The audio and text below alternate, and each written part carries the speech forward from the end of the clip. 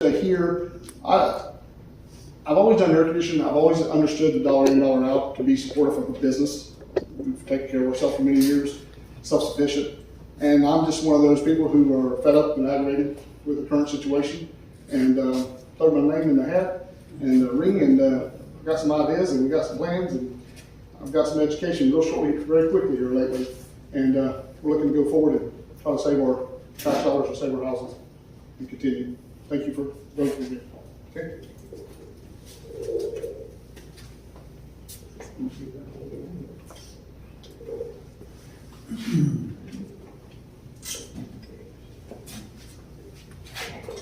Hi, I'm Judith, and I am your current property appraiser.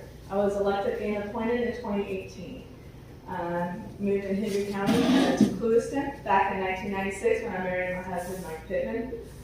He was born and raised in Clewiston, and he is the president of Cross Training Ministries, which is located right here in Pioneer. We have 80 acres on that property. We also have some cattle, some bees, chickens, and then we raise young men to be disciples of Christ.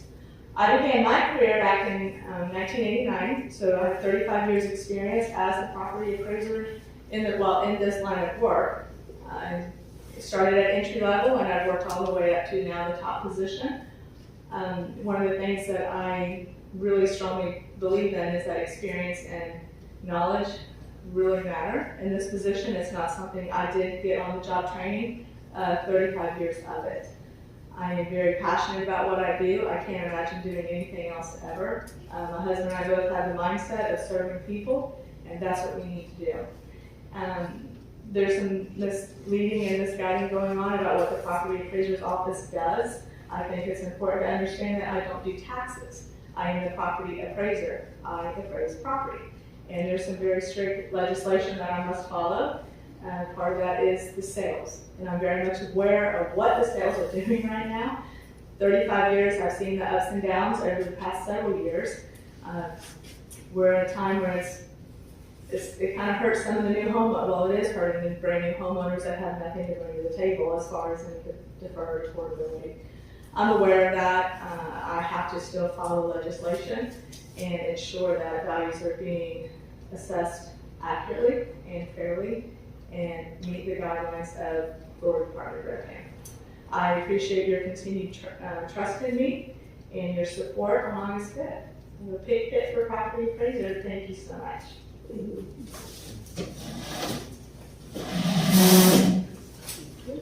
Good evening. My name is Jamie Flynn. I am third generation here in Hendry County, born and raised right here, as well as my husband, Robert Flynn.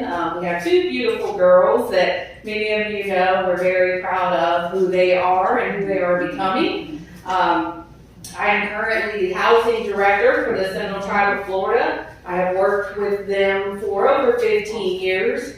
I'm very proud of my work with them working in the housing communities.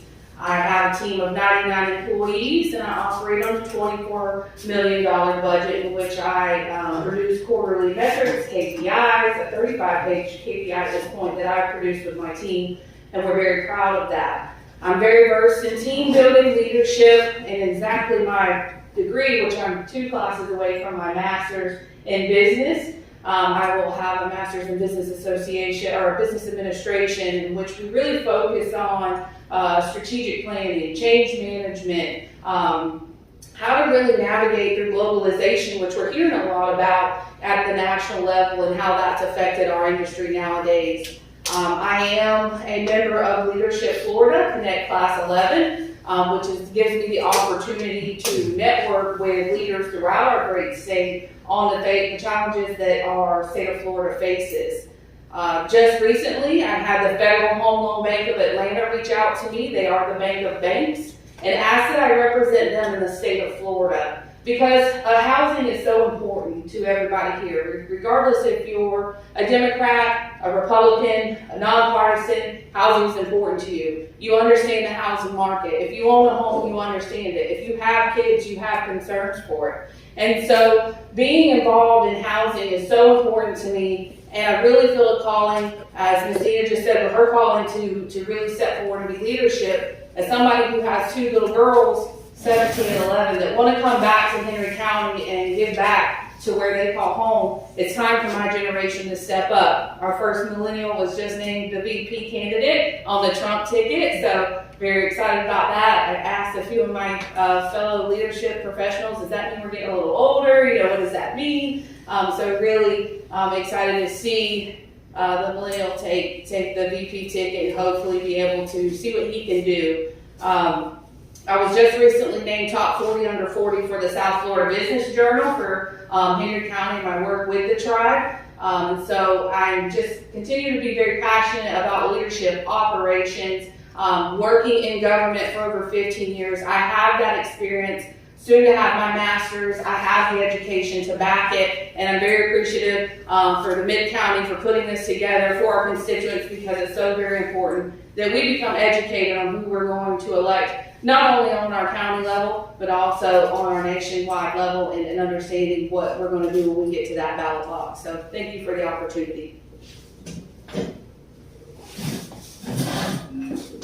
Good evening. I'm Mike Wagner, business owner in Hendry County.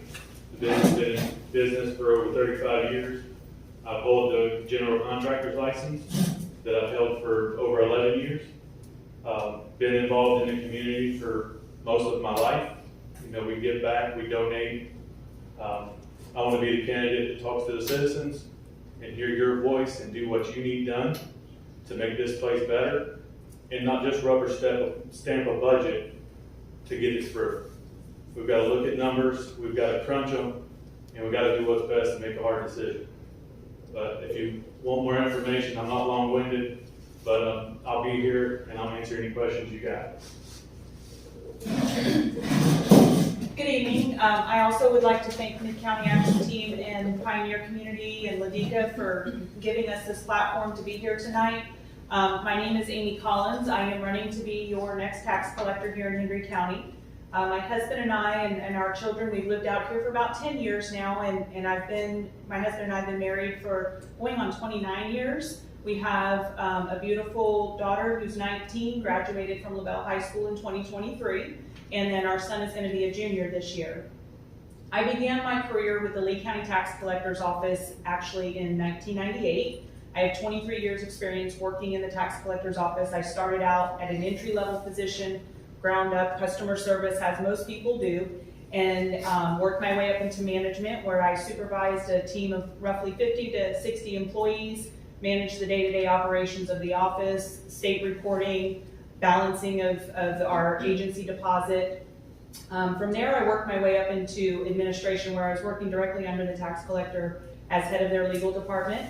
I did that for 9 years, where I was responsible for the management of all tax records that sometimes people fall on hard times and have to file bankruptcy, or there's litigations involving eminent domain, foreclosures, forfeitures, and I had to make sure those records were properly coded so the tax collector's office did not take any collection. I had to file claims with the bankruptcy court and litigation matters. Excuse me. In 2007, I knew I wanted to run for tax collector. At that point, I began working with my tax collector at that time to grow and expand my knowledge of the operations of the office. I moved into human resources, where I was responsible for the oversight of 207 full-time Department of Revenue positions. I did performance management. I also did training for incoming new employees, orientation for new employees. And then after that point, I went into finance, where we operated on a $1.6 million budget. I was responsible for balancing all of the agencies. We had our main office plus 6 branch locations. All of those deposits from those agencies came into our office, and I had to balance those and do the fund distribution for the property taxes, revenue that was collected on registrations, title work, driver's license, concealed weapons, all of that, distributing those funds to the state agencies. I have a wealth of knowledge and experience in the operations of the office, and I'm hoping that my experience can be brought here to Hendry County. I believe in serving all of Hendry County and working for the people. I will not just sit in an office. I will be out and about in the community. I will be available to answer any of your questions and be accessible to you. Please remember, consider these my experience and remember to vote on August 20th and pick me for your next tax collector. Thank you.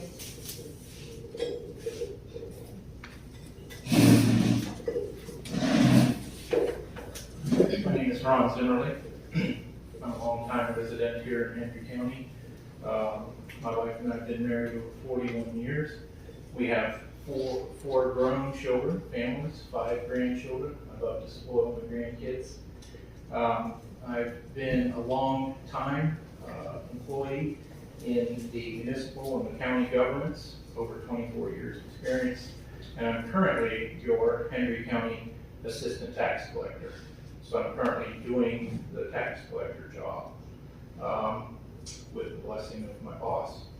But I enjoy doing what I'm doing. I have a master's degree in business administration. I have a strong accounting background. I was the finance director for the city of Lobel for 12 years. And I worked for the county prior to that. I really enjoy what I'm doing. I enjoy serving you, the Hendry County resident, and I enjoy the service part of it. I've been in service and in customer relations and helping people all my life. For 10 years, we served as missionaries in Brazil. We served at a school for missionary kids. We served with the mission for 14 years, and then came back to the United States and began my career with the county. Truly enjoy what I'm doing. Don't do it for the money. I'm never going to be rich, but I enjoy serving you, the taxpayer of Hendry County, and making sure that our office does what we're supposed to do. I ask that you would consider me on August 20th and vote for me for Hendry County Tax Collector. Thank you very much.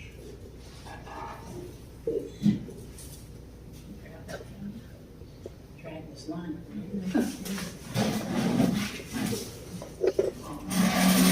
Thank you all for that introduction. We're staying on time because we were running a little bit late today, but it looks like we're right on schedule now. So thank you all for your presentations and your introductions. We appreciate it. Does anybody at this time have a question that they'd like to ask any of our boards? Anybody up here? Does anybody? Now, if we don't do that, we're going to say, would anybody like to introduce themselves? And I don't think so. Yes. I'll post a question. Let me You just. got a question? Yeah. Jenny? I think this pertains to most of our Yes, we residents. need this. So I'm just going to read this real quick, and I'd like to see if you guys give me your opinion about it. This is the mission statement for the Hendry County Special District Department. It says to assist the public to the best of our ability while managing the budget, purchasing, and day-to-day tasks for all divisions of the Waste Management Department, lighting districts, road drainage districts, recreation and mosquito control departments. The Special District Department was created by the Hendry County Board of City Commissioners on February 5th, 1990, by resolution number 9014. The department was created and a director was appointed to carry out the administration and budgeting of established special districts and municipal service taxing and benefits units. A special district, or MSDU, is a designated area where there is a specific need, lighting, drainage, road maintenance, recreation, fire protection, waste management, or mosquito control, and the property owners are not otherwise taxed to cover the cost to provide the services. The district is created, a boundary set, a budget is developed for the cost of the service, and the owners are assessed non-ad valorem fees. And it keeps going. This is basically the mission statement for the Special District Department. I have a question to all of you. What is the name of the current individual in charge of the special districts? Tommy Vaughn. Does anybody here, does anybody else? Anybody knows it? Anybody here know who the special district, other than Patty over there? I know she knows. You know. Tommy Vaughn. Anybody non-associated with politics? We know that. We know you all. You know. I was hoping to see how many people out here know that are paying the bill. How many people out here? You guys know? Anybody else know? Who Tommy Vaughn is? Yeah. Huh? Yeah. You know who? So can anybody here gives a description of what his duties are. And the other thing is, why can't we name an elected individual to manage the special district and not somebody appointed? And if you get to be elected, will you be willing to vote or to at least bring a resolution to have an individual like that be elected instead of simply being appointed? Because how many years has Mr. Barnes been involved with the special districts? Great question. Not long right now, there was somebody else there before. Now, can I interject on that? Sure, let me I give mean, you I this. don't know if you're for this, Yep. for them or not. As the property appraiser's office, we are requested by the different taxing authorities, which are the special districts that you're mentioning, to maintain the records. Tommy Vaughn oversees that maintenance to a portion, but Tommy Vaughn does not set the rates, nor does he set, he's not over any of the boards. So you mentioned in your bio that you just read that you have the solid waste, the mosquito. Those are all very different divisions that are then voted on through the county commissioners, I believe, as far as the rates that he estimated on that. So Tommy Vaughn is just kind of an overseer of that aspect of it. And the majority of the special districts are listed on your term notices, but then every one of the special districts do get assessed on their actual tax bill. I don't know if that answers your question. Well, You're looking for? those Mr. Barnes advises the board as to where to go with county funds? No. He's just a person, he's not in charge of everything that's going on. He's just overseeing what's getting done or what's not getting done. He's not the guy you're looking for to say, hey, do this, and do that. He's not that guy. So Tommy's boss is the county engineer. He does the budget, they sit down, they go over everything on what they need, what they have, and then they set the budget. I think that the county commission needs to be more involved with citizens to know what their needs are, to see if they're covered under an MSBU or not, to see if they're actually getting service that they're being charged for. And if they're not being charged for it, but they want the service, they should be able to request to be put on that service list and be charged for it. I know there's several people that talk to me about their road not being maintained, but they're not on the list because it's a kind of a private road. They can go to an MSBU to be taken care of, but there's just nobody that's never really been involved to give them that information. And as the next District 5 County Commissioner, I would like to be involved with the citizens to make sure all their needs are taken care of, and I'll be approachable. So that's my take on the MSBU's, and they're very specific to their use. If I can add to that too, I know we have a road specifically down by my house that in order for us to get it so that the county would take care of it, all of the taxpayers down that road had to agree. So it's also a buy-in that for those of us who own property, if you have multiple owners on your road, it half time cannot be a one-person decision. So it's important that you come together and everybody buy in to say, yeah, we're willing to take that on to our tax roll in our MSBU. And so it's important that it's a community involvement, not just individualized. Jamie, having said that, there's 3 or 4 landowners here that are specifically affected for that right now. I'm one of them, Susan's one of them, Larissa over there is one of them, and we are, and you're also in the same scenario that we are. We have come in the past, and we started this 15 years ago with the previous commission at that time. And we actually got together and we said, we will pay additional taxes if you take care of roads. They said, we don't have the budget. Mm-hmm. Even if you give us more money, we're still not gonna have enough to be able to take care of your roads. Mm-hmm. So if you were to sit there and you have a vote with that commission, and we bring that up to you, what will your response be?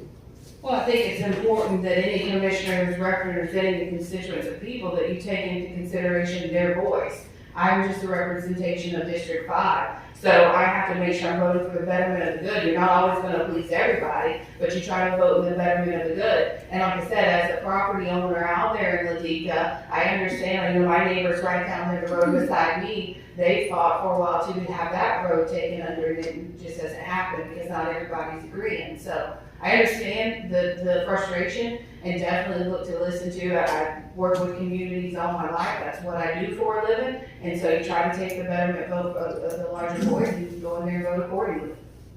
Ms. Wood, let me ask a question, maybe whoever needs to answer this. It's my understanding that all county roads are owned by the county and maintained by the county. Is that correct? That's the county commissioner. I believe, yes. If it's a county. Is that road. correct? If it's a county. Yes. And we're all charged taxes for the maintenance of that county road? All of us, everybody in the county is charged ad valorem taxes for every county road. And every road that's owned by the county is maintained by the county, and we all pay into that ad valorem form. Well, if I could speak to that for just a little bit, I think that the frustration that we face, like I said, I've owned land in District 5 for 16 years now. And I think the frustration that we often face, as you're mentioning with our county roads, is we'd like to see a maintenance plan. We'd like to know where those funds are going. We would like to know the schedule. And that is something that we do a lot in the government that I work for. We have to produce those 5-year maintenance plans. We have to update those, and we have to show proof of the budget and how it's being spent. So I think one of the most important things that we can do is not only one, as a county commissioner, understanding what roads they're responsible for, but also knowing the maintenance schedule and not waiting for a commissioner to call and ask that that road be scheduled when you've got an irritated commissioner or an irritated community. It's important that we produce that 5-year plan and show the maintenance schedule and budget accordingly. And the other thing is, we have on the non-cared for roads on the west side of Ever High Acres, down south of Ever High, we have people that come only on the weekends. They don't vote here. They come out and tear, ride and tear, and they have a good time. It's fine, as long as they don't come in my yard and steal anything. I hear them come past my house all the time. As long as they don't come in my yard and steal anything, that's fine. But they can have all the fun they want. But we also have businesses on our road, agricultural businesses on the road, and these people are not participating in the care of our road. They will not cooperate in getting anything done on the road. We've done it, personally, I've done it for years, okay? And nobody's participating, even no matter what we say to them, no matter what, they don't speak English pretty much. So we can't get through to them that they need to cooperate and pay for their share of the road. And if we do it all together, it's not so much, And that's why I've asked the county to intervene and try to come up with a plan to do private roads. And there is a county in Florida that's addressed that, called Citrus County. I sent over some information about it previously to the county commissioners to look at, to see if they couldn't come up with something to maintain the private roads that we have in this area, in Ladika area, and let us pay for them as the need be, and get everybody involved, not just 1 or 2 people out there paying for everything. Well, if it's a private road, you can pay to bring it up to the city standard, and they will maintain it after that. That's not true, because That's not true. we have a road down the north side of my property that, a couple of years back, I asked the county commissioner at the time, what I need to do to get this road maintained, because it actually floods my pasture. There's a main ditch that runs east and west, and it floods my pasture during this time of year. And, because it's all clogged up. So, called him, and he says, well, you can get with your residents down that road and give them sign a petition. Yeah. So I got with everybody on that road, and we all okayed it, because the majority of everybody on the south side of that road, which would be Hamlin if it would continue to go west, and everybody roams across that road about 25 yards. So technically, that's our road anyways, we just give it an easement. And he told us, once we get that approval, we're good to go. So we all agreed to it, and then we submitted that stuff, and it went dormant. Well, So I cleaned a ditch a couple of times myself, you know, because I have cattle over there, wanted to maintain it. And, but there was the neighbor down the road, he also put a good bunch of money in that road to get to his house. right. And there's nobody maintaining it, but himself and the young lady lives back there. So by that statement you made about if we dump the load on there, pay $350 a load to get it out of there, they will not maintain it because it's not a county road. Yeah, ours are not county roads. Right. Ours You are can get it private done, but it roads. has to be inspected by But the county. there's private on the If it's a private Ladika road. side, on the Ladika side of the road, they used to all just be dirt roads too, and everybody thought they were the same, but they're not. Those roads on that side are deeded, and that's why I asked, every road in Hendry County is deeded to them and they own it, okay? And that, Not every road, there are private roads. but those roads in Ladika, on the Ladika Oh, side, okay. are all deeded to the county and they own it, but they refuse to upgrade it to a level of asphalt. They left it nothing but rock and dirt, and they grade it on a regular basis, which probably, they spent more doing that than they would have grading the thing. But that's why I'm confused, if the county owns all the roads, and we're already paying ad valorem taxes on all these county roads that were being maintained, why are we paying extra money to be maintained and ain't being maintained? Well, Ms. Harper, one thing we need to ask us as constituents is, you got gas taxes too. That's right. You got 1% gas, or 1 cent gas tax, and Don Davis back in the 90s put that in play. Mhm. Don got thrown out of the commission, Don come back to the commission. And when Don come back to the commission, roads started being paved again because he asked where that 1 cent was. He wanted to know where the money went, and it showed back up, and roads started getting paved again. He served 4 years, he had to answer that, as we know. Where's the money again? We don't know. And there's neighborhoods on the west side of the county that are under MSBU for their roads. Mhm. Their county actually has a whole development. that's Phillips out. Road, Murray Road, They have a Or whole which one? section. Phillips Road, Murray Road, they Yeah, have MSBU over on Phillips specifically, Road. specifically for the road maintenance. Yeah. And so the property owners there adjacent to that road. But they're not charged ad valorem as well, right? Well, they It's have that. ad valorem across the That's board. across the board, but this is a special MSBU fee assessment that is specifically for a purpose. In this case, it's to do Phillips Road, it's to do Murray Road. This last year, there was an MSBU created in Country Village specifically for roads, because the property owners there, I don't know, there's 150 lot owners in Country Village, they couldn't levy enough to do their pavement. And so they went and they decided they wanted to form an MSBU, they did. And now the county actually just recently, within the last day or two, actually was in there paving those roads. So even though they haven't raised enough money yet to pay for that paving, the county is using their credit to be able to pave those roads. And then, of course, as those monies are paid in subsequent years, it will liquidate the amount that's been That was spent. my next question is why isn't the county, knowing that these roads need to be paved, getting the money which they can get, they have plenty of money that they can borrow against to get the money to pave some of these roads that have been waiting for a long time, and why aren't they doing that? And, Yeah, that's and a then county- assessing that's a and then question. assessing, Sure, that's a everybody. question for your county commissioners. right, But there are also roads that are under the auspices of the Port LaBelle Community Development District. And they are responsible for, 80 miles of they were roads. developers, right? Those were developers that. Montrose are the same thing, they take care of their own roads. and Yeah, those recreation. were developed areas, these are undeveloped areas in So here. they're not technically a county road though, so you need to make a little bit of a distinction there, I think. Okay, in a certain area, in Montura. Montura, This is a county Portobello road, this is a Community county road here in front of there are county roads here in Pioneer, but I'm not the expert on knowing which Yeah, one. maybe Well, are we being taxed for all the roads? Even all these roads under the ad valorem? And being taxed through MSBU? I think that the road money specifically is coming more from your gas tax money. I don't know, and I may be all wet on this because I'm not sure, that's not my job, but I'm not sure that any ad valorem money is going towards roads, okay? You would have to talk Most of it to, is gas tax and grants. you would have to talk to the commissioners and somebody in finance at the county, Ian Proverbs, he's the OMB director, he would be able to tell you that answer.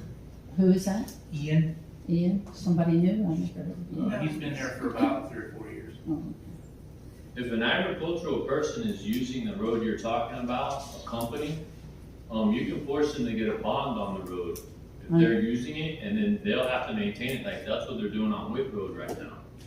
So that company that's doing the excavating is paying for the maintenance of Wick Road. So if the road you're saying is John Wick's being Road over used there? by a company or an agricultural entity, the county can put a bond on that road. And then they'll make them do it. Here, I'll take it. Thank you.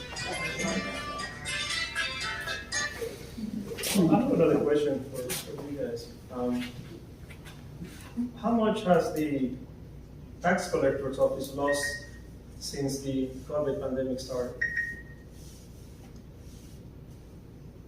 As far as income based on all the customers coming in from various neighboring counties?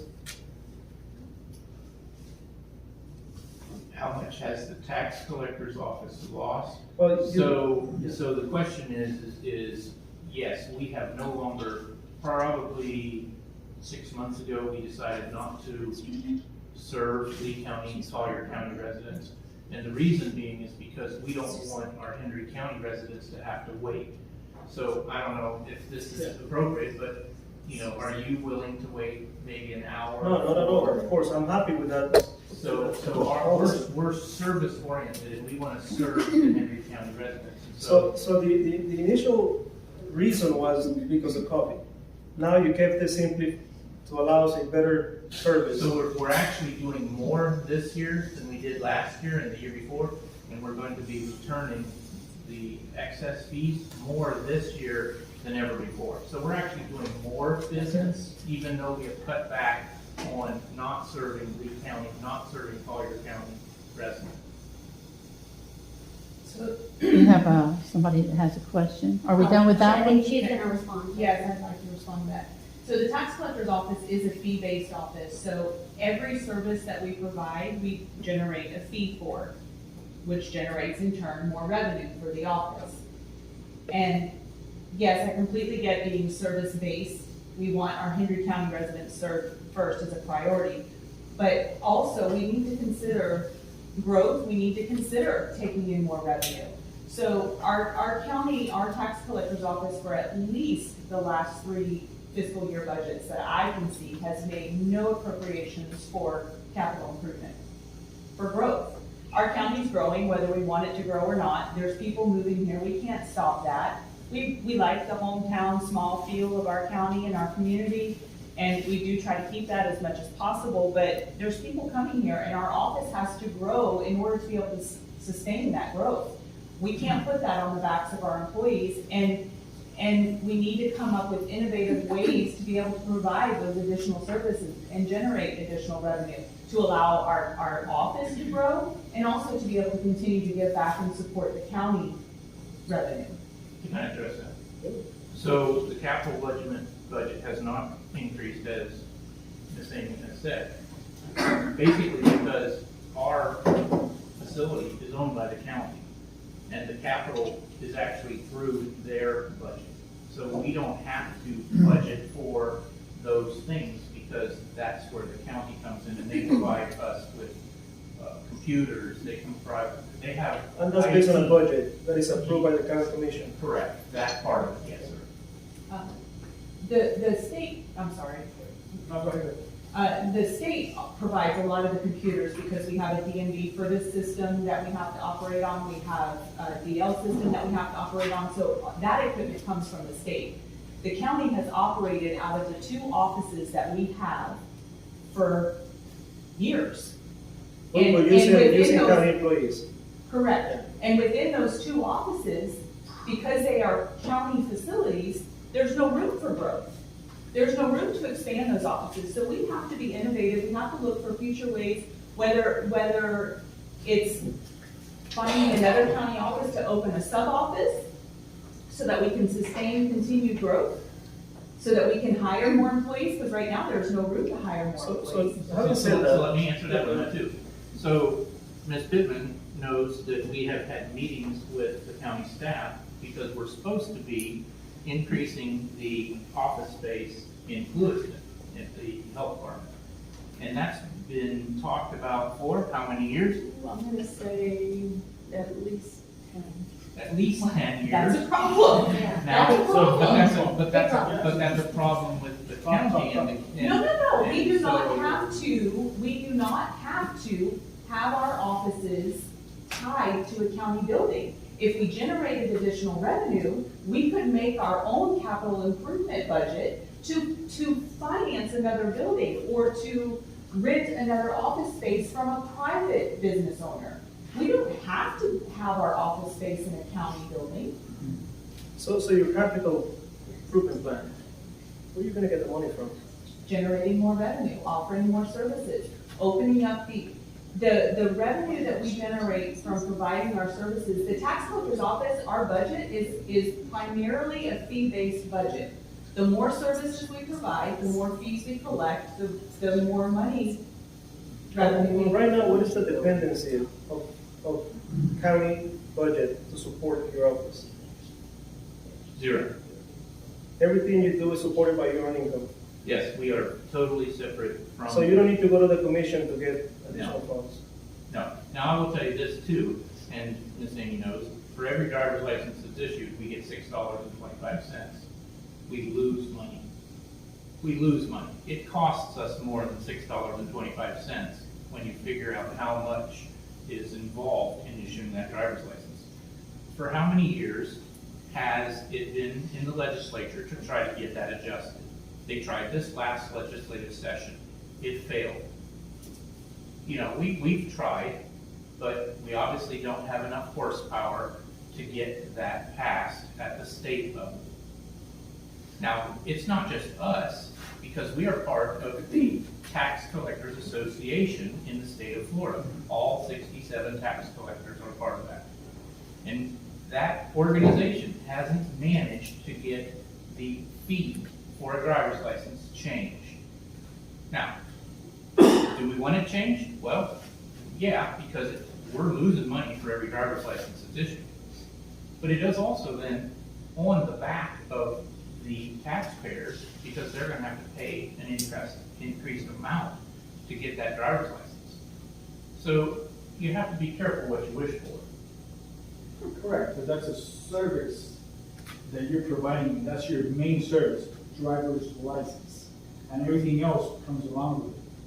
No, that's actually not our main service. Our main service is that's taxes. driver's license office, you're getting a driver's license, but then again, you have all these other services, okay?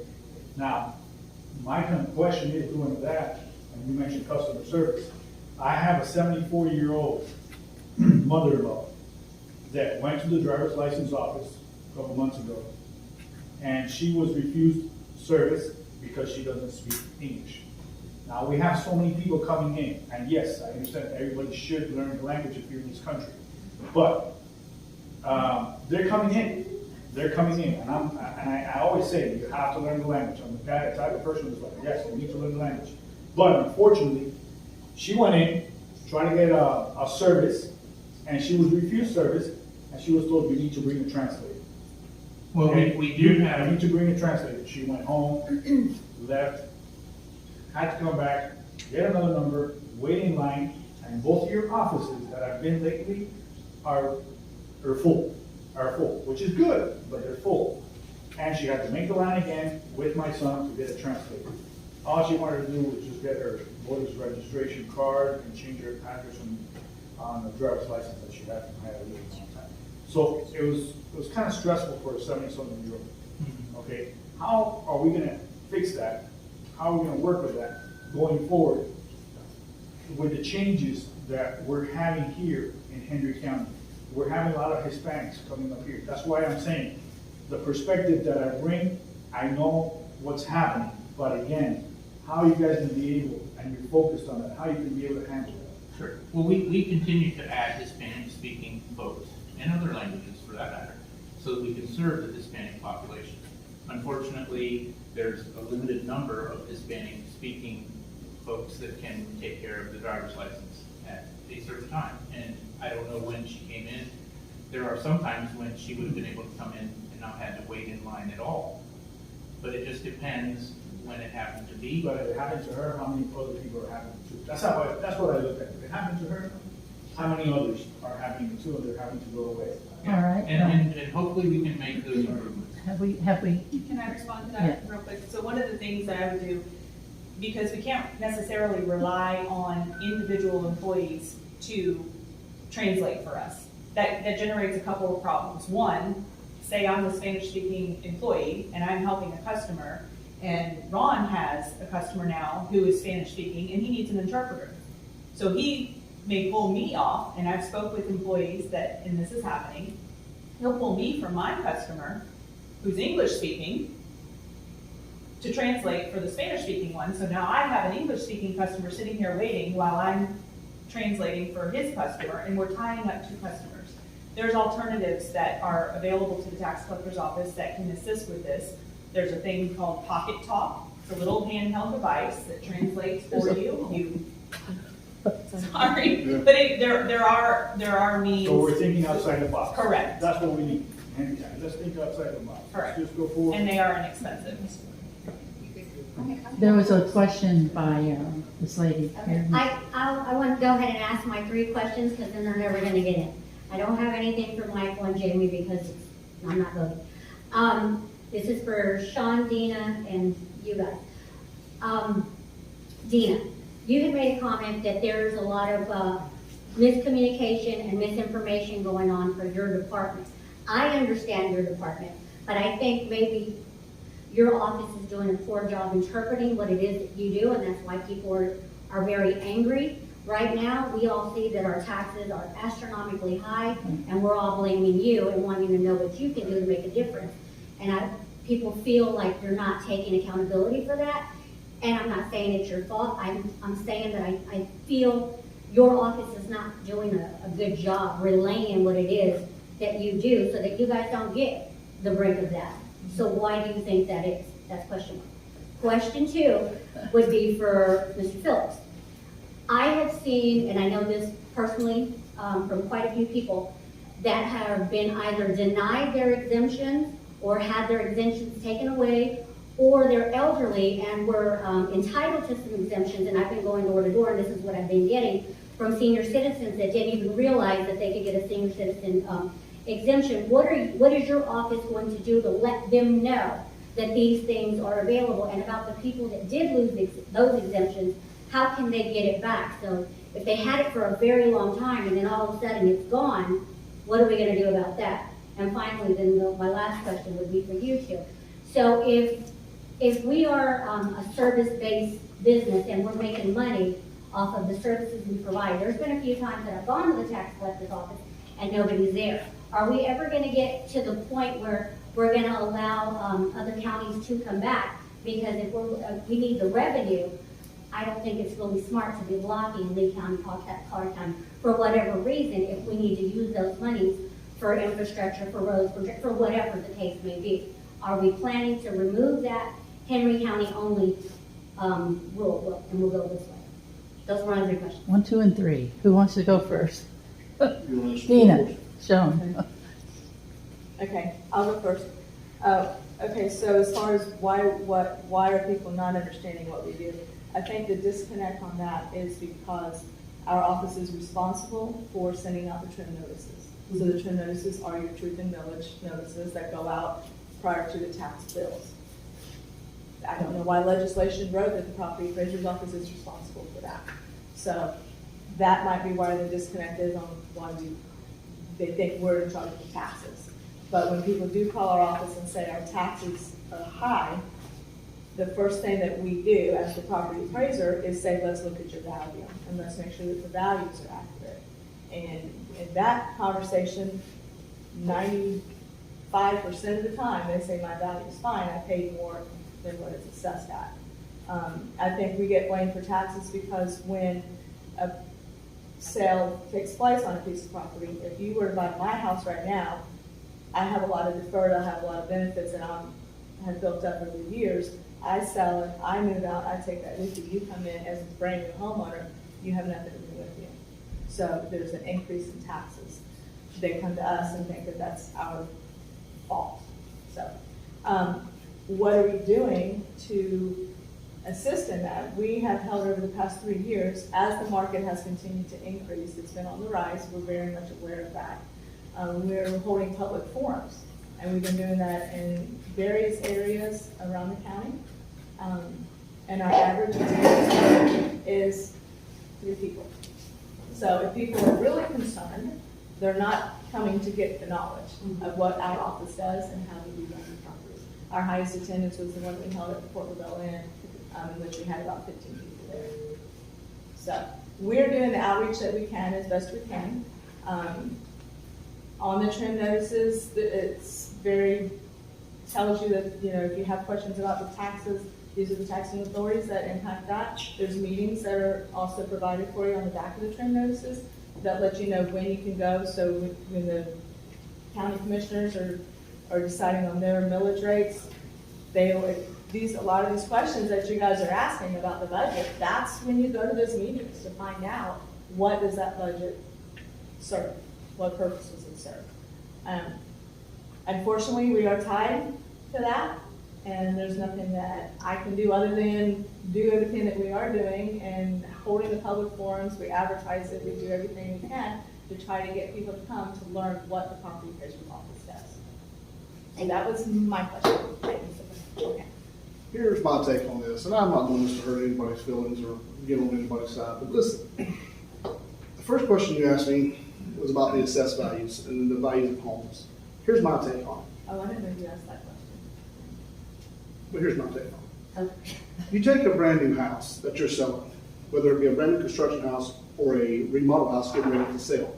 That house is top of the line, it's ready to go, because you're selling it, you're trying to get all the money you can get. That's what you're being compared to. Okay, square footage to that house. What you're not being compared to is the house that you and I live in every day. My house was built 5 years ago. If I had to sell it today, I couldn't. I'm not ready to sell it. I need to fix it and do some things. And it says right in the Florida Statute 193.011 that the factors for considering to sell your house for the evaluation. Things that you have to take out of that consideration of that value is the location of the property, obviously, the highest best use of that property, obviously, the cash value. If someone walked up to you and handed you cash money for that house the way it's sitting, not fixed up, not putting your money in to sell the house back. The quality, the size of the home, of course, and the condition of the said property. Listen, you may need a roof, you may need an air conditioner, you may need some plumbing. So that value that you're getting evaluated on every year is sitting there based on your house's current condition, not ready to go to market. Big difference. And it says right here in the statute on number 8, because there's 8 criteria to follow for that evaluation.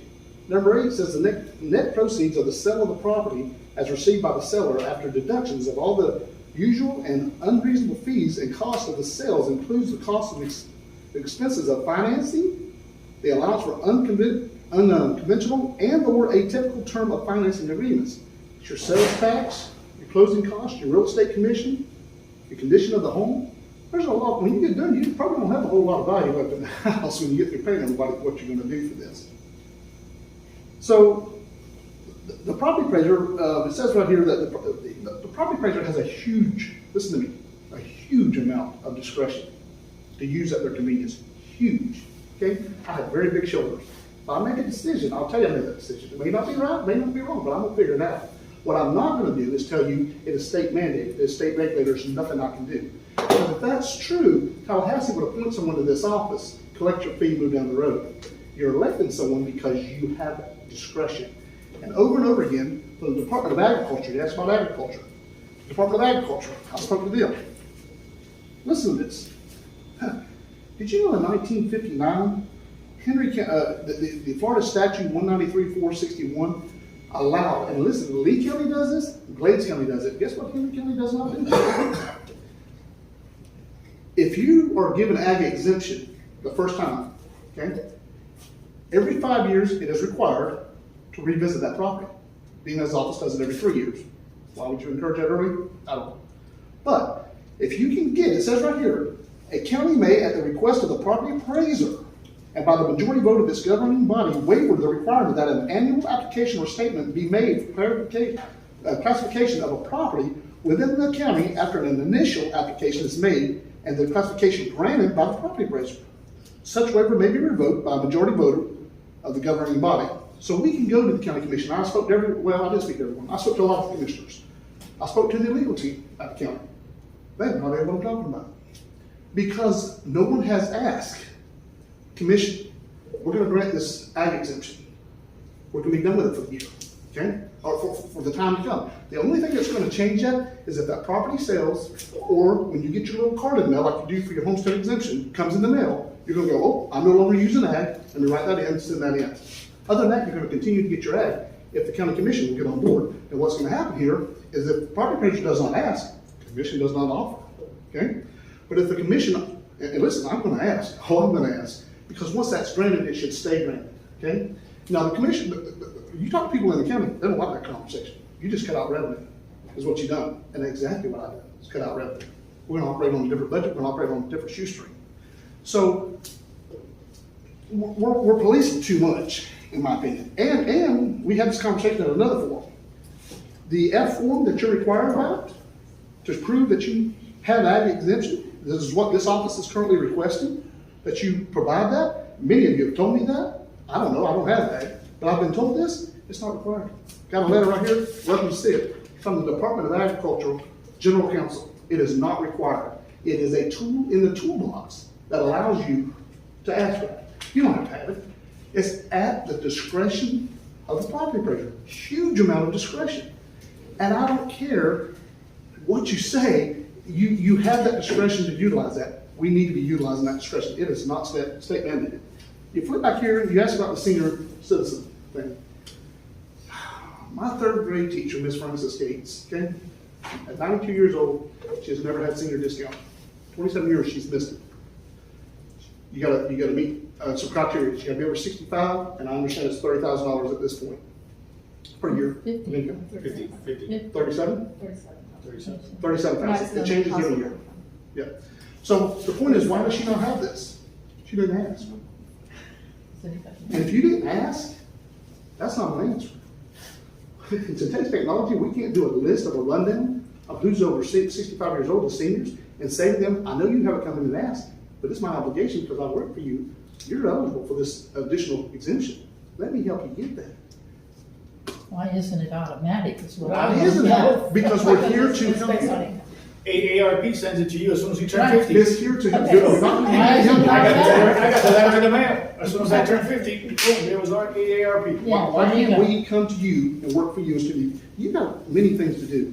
And if Why you're can't hiring me I to do do it? this job, my job is to think you're up for a deduction. Hey, you're up for a, yeah. Why are we waiting for you to, you know how many people, my 3rd grade teacher has waited in the bell for 27 years and did not know this.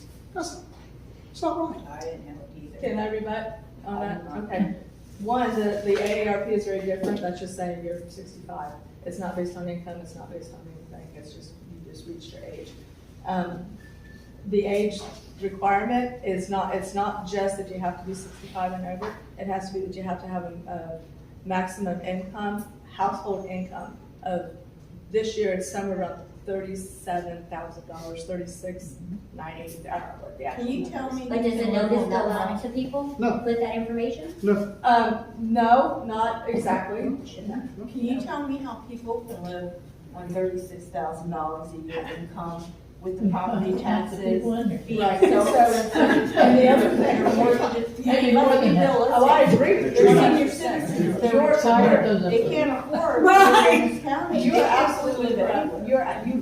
You can't afford your house insurance on that. I know you can't. But what I like to do, there's a lot of things here, there's a lot of discussion that just went through that cycle. So, one, we do try to reach out to people, as, when they come in and apply for homestead, we ask them if their ages and all that. We do try to reach out as best we can. As far as the, I don't even know where to start. Let's start with the seniors. So, it is income-based and it's your household income. And I'm finding out too is that there are people that don't know about that. And we advertise it on our website. I would hope and pray that somebody, if you have a daughter that says, hey mom, by the way, you can, I was on the website, I see this. I mean, we can't do mail outs every year. We Why not? Why not? Aren't we paying for this?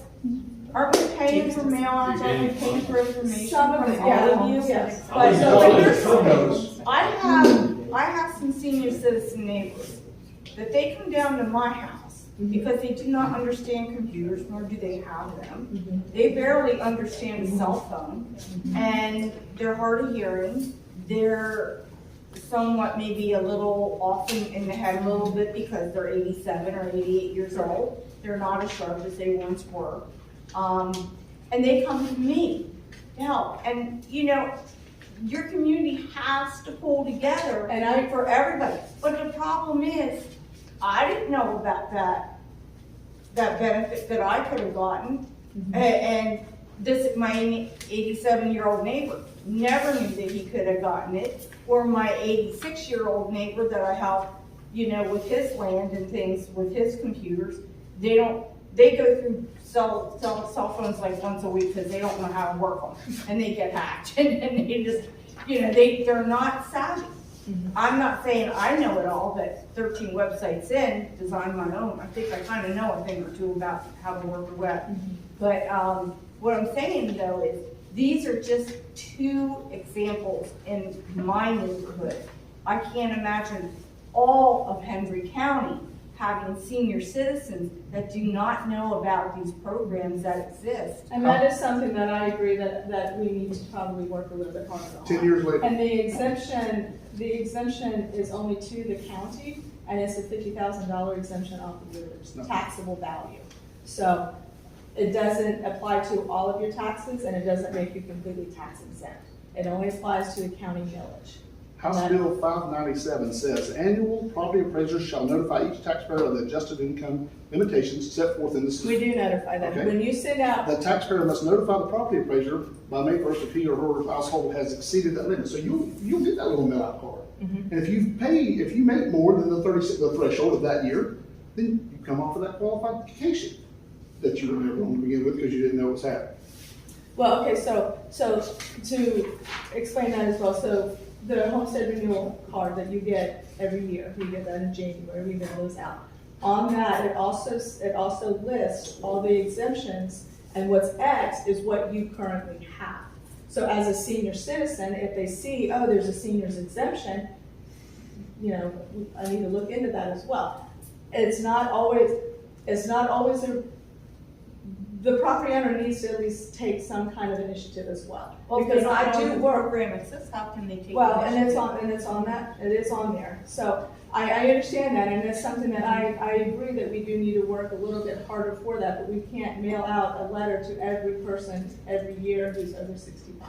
I think that's terrible. And we will do what we can to try to be a little more innovative on how to find a way to get that. Let's be honest, this county, all they gotta do is look up the records of every person living in Hendry County, and they know everything about us, where we live, what our ages are, what our phone numbers are, even our social security numbers, and everything. And you can't tell me that you people don't know who's turning 65, 66, 35. Well, in this case, whatever. though, it might have been somebody like he's bringing up, 92 years old. I wasn't even in the office when the ladies were I didn't even 65. know this program existed until a year It's something ago. that I didn't either. I was in the third grade class. That's all I'm saying. So if I don't know how many people in Hendry County that you represent do not know about this, that they could be taking advantage of that opportunity and maybe could afford groceries on their table instead of the millage that they have to pay. Thank you. Okay, so it does only apply again to We do understand that there's a different point of view between the two of you, and we appreciate it. I'm sure she answered your question. Yes, they both did. I Do you want to appreciate take a? Yeah, I'd like to answer. Yeah, your I'm third still waiting question. for their. So, No, it's okay. Your question was, and I'm not opposed to opening up our office to other counties, as long as our residents aren't hurt in the process. If we can continue to maintain the same or better level of service than what we're doing, I'm all for opening it up, because the more money that we raise, the more money we get to turn back to the county, which then helps you all in the end. So I'm not opposed to that at all. Can I ask a question, Ron, Amy? Is this so simple, this problem that we're having, opening up more revenue? Why can't Hendry County have a fast pass lane? That serve a fast pass lane, this serves Hendry County residents, no matter what. So, yes, absolutely, I would want to open it back up. I could see initially, because of course I have to see the flow of the office, but initially doing such a thing as appointments for the out-of-county residents and having a certain amount of allotted appointments for out-of-county residents, and then servicing our Hendry County residents. There are other forms. When I was in Lee County, we did have a fast pass. It was registration renewals only. We had a window that anybody that was coming in to do a registration renewal, that's where those people went, just to renew those registrations. There's also other, I'm sorry? Is there a way online? Yes, you can through gov.com, but there's also other revenues, which I plan. This is one of the things that I will be announcing very shortly here, and I'll announce it here tonight, but there is a thing called an MV Express. It's a kiosk. It's an ATM machine. This is not going to appeal to every level of generation, but it's going to appeal to our younger generation, our middle-aged people like me. I would love this. You walk up, these kiosks can serve anyone in the state of Florida right here in Hendry County. So people passing through, they realize they're driving to Orlando from Fort Myers to get their, to go to Disney or whatever, and they realize they forgot to renew their tag. They can stop, go up to the kiosk. It is not a manned kiosk. You do it. You put your PIN number in, you pay for it, it prints out your registration right there, then and there on the spot. These kiosks are also made, they partner with Publix. We currently do not have a Publix, but I hear they're coming. And I would also. I don't think I'm gonna be around. I know. That That is the age-old question, but they do partner with Publix. I would look into trying to talk them into partnering with like Walmart or other facilities, but that you can set them right into these retail locations. You can go in, you can renew your tag. That gets traffic out of our office. It also opens it up for And create more revenue. more revenue for the county. And we already have certain. That would be 24 hours. something, it's a 24-hour, yes, and I would look for those. We're gonna take a few more questions and then. We're gonna. Roy, I have, if you don't mind, I have a question, since Jamie and Michael have been so quiet. Sorry. Just gotta keep them warmed up a little bit. How are you gonna be able to handle those special interest groups that try to push their agendas and intimidate the commission? That, at the end, will cost taxpayers money if you vote on those special interest groups. Jamie? Yeah, thank you for the question, Raleigh. Raleigh or Rolly? Either way. But it says rolling. Rolling. I just want to make sure I say it right. Rolling. Okay. I think that that's a great question because that's so fundamentally important when you're working in a government organization or spectrum, and knowing how to sit down at tables and properly negotiate. As far as my degree and my experience in government, I've had to take courses and actually go through the process of emotional intelligence, strategic planning, and how to strategically think and be a visionary as a leader. And so as you're working with these different organizations or different groups, and being in the industry that I've been educated and know how to put the community first. And that's a very important skill set that I think I can bring to the community, is the education and experience that I have going through those courses and that experience to be able to ensure that I listen to the right voices and put my communities first. So strategic planning, change management, and being able to be a leader and a visionary will help guide me through that. And look out for your people's taxes. I pay those taxes too, so I am one of the people. I mean, I've been here for 15 years owning land in this district. I am one of the people. I pay those. Sometimes I say, I wish I would have been here 15 years ago. It's a lovely place. It's a great a gem. place. Mike? So, from my stance, you know, I'm a business owner. I've got to look out what's best for my business and my employees. So as a commissioner, you have to do the same thing. You got to look out for business, and you got to look out for the citizens that are paying that tax, just like everyone else. So you've got to have that balance in there. And it goes back to, you don't rubber stamp everything.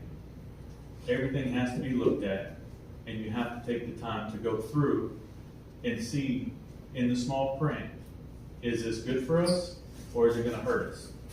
Sometimes we wanna focus on bringing these big people instead of focusing on a small business. Let's grow what we have, then try to bring these people in from other places that are gonna completely change our community. That's not what we want. We have to keep our community like it is, but at the end of the day, we have to bring all this together for what's best. I'd like to ask you a question, both of you again, in regards to this question, to expand a little bit. I'm a bump boy. I'm a bump boy. I grew up in the sugar cane. A mug boy. Mug boy, yeah. Mug boy. Okay. I love this community. I think I play and I do everything that everybody else I told you all the life is done. I really love it. I've seen what a lot of the special interest groups have done to this community. This Latica and this Pioneer. You got about 350 votes over there, you got about 1,800 votes over here. It's a small group of people. Special interest group bring millions and millions of dollars for their own interest. I want to know what's in your heart. If you're already sitting there and you got a vote in your head, and they come in and they offer the opportunity to develop a low-income housing between Latica and Pioneer, and you realize it's going to bring a lot of money into the community, but it's going to affect the way of life that we have right now. My opinion of progress is buying a new Stetson hat every so often, or getting a new truck. I don't want to have a low housing income next to me or my properties. What does your heart says about that? Where will your vote go? Great question. So, I've worked in planned communities, and so I understand the full process. I understand start to creation to moving families in, and the ramification of that if you don't put it in the right spot. My family would agree with you on your choice of progress, a new Stetson, and how that new set of boots and a new truck. Like I said, I stepped up because my kids are going to be the 4th generation in this county. And I live in Latika. I don't want low-income housing around me either. I'm in Pioneer, I'm in Latika, I'm in Flaghole, I've got family everywhere. So I agree with you. I think there is room for planned communities. I think we learn to work with our community members before we put one out there. We put and market it if there is an interest and we need to maybe provide something for either low income or young families. That's something we're hearing a lot about. And even resilient housing, something you can pass down from one generation to the next. When you look at planned communities, you work with architects and engineers. You lay it out. You take that design to the communities. It's what we do at the tribe. We're building planned communities throughout this great state. We get their feedback. Do you want it here? Do you not want it here? Do you like it here? Do you not like it here? If you don't, then we come up with something else. As Amy mentioned, our county is growing, but we have to grow in a smart way. And I, just as you, want to ensure that our way of life is sustainable for my generation, my children, and your grandchildren who are going to be here the next generation. Well, ricocheting off of Joe over here. Michael? Well, my thing is once the land's gone, it's gone. You're not getting it back. You dig a sand mine, the land's gone. You do a development, you're not getting it back as a cow pasture or a cane field. So the thing is, if we want this way of life, we have to look at everything. Because once it's gone, we'll never get it back. And all those things that we do, we have to look at water quality, pollution. What are they bringing? You know, are they going to cause more problems than what we already have? So it goes back to once it's gone, it's gone. We're not going to get it back. So will you vote yes for land development? There's places that they should go. There is one being planned in Lewiston. It's been planned for 15 years. It's been approved twice. I was on the city commission when it was approved the second time, which is right by Stanton Mobile Homes. They're talking about annexing the property in to the city. They voted on that Monday night. So there's places for it, but not in the rural areas. There's places that you want to build, and there's places you don't. So it all has to go back to what it is and what you're gonna use it for. So basically, my understanding is that either of you, whoever's got the vote, is gonna allow Pioneer, Ladika to continue to be nice rural communities. You have those areas that need to stay rural. Correct. That's what they were designed for, and that's what the community wants. Now, if Montour, for example, I've been in their meetings and all of that, they're special districts. They're wanting to move to a city. Well, they've got to get the majority of their owners to want to be a city. So if that's what they want, is for their community to be a city, then, that's what they choose. It's not my say to say, oh, Ladika, we're gonna take you over and we're gonna wipe you off and we're gonna, come in with low income housing. That's not where I come from. Each community has a voice, and their citizens as a whole is what's gonna guide, if they get a community center, what they get. Do you want the county to leave you alone? Hopefully not. Hopefully you want to be involved and, take part of everything they offer to make it a better place. And get something in return. Yeah, and each Just community keep got to get something. paying, just get something in return. This county is based on fresh air, fresh food, and fresh water. And it's been that way forever, and we all know that U.S. Sugar has controlled the growth in this county for the business of keeping things growing, keeping fresh water, fresh food, and fresh air available for all of us that they have let in the door, okay? And yes, they've been letting a few more in lately. But if these developers come to you, which they seem to be all over the place lately, and they say, listen, we're gonna make your life a lot easier and a lot better, what are you gonna say when they offer you that? I currently work with Lennar Development on a daily basis. I run residential construction through my department. I'm not interested in that. I can tell you they don't often throw that around. They're more interested in looking at the larger cities where they can continue to develop and continue to sell these homes.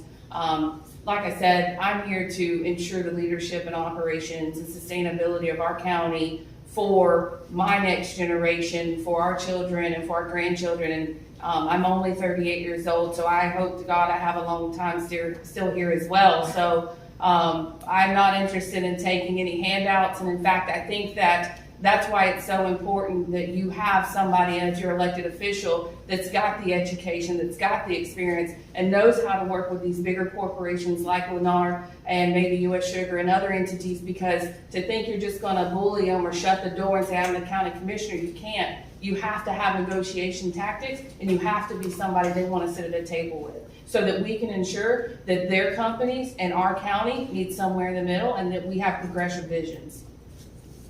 Michael? Well, I'm a contractor myself. I do the work. I don't tell somebody what to do. I'm with them doing the work.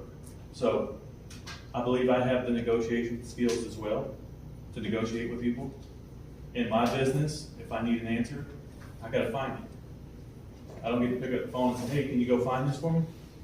I've gotta do it. So I think I have the skills as well to negotiate and not roll over to developers. So, Michael, how many years were you in the city All commission? right, anybody else I was have a on the city question before we commission take a for break here and get a drink and snacky, or does anybody want to stand up and stretch and get some water or anything? If not, we'll continue. What's the vote? Anybody vote? I have another question. Okay. I'm gonna try to ricochet off of you a little bit concerning our weekend warriors. Okay. I have cameras positioned all over my property. I catch people coming up and down Center, just FedEx the other day.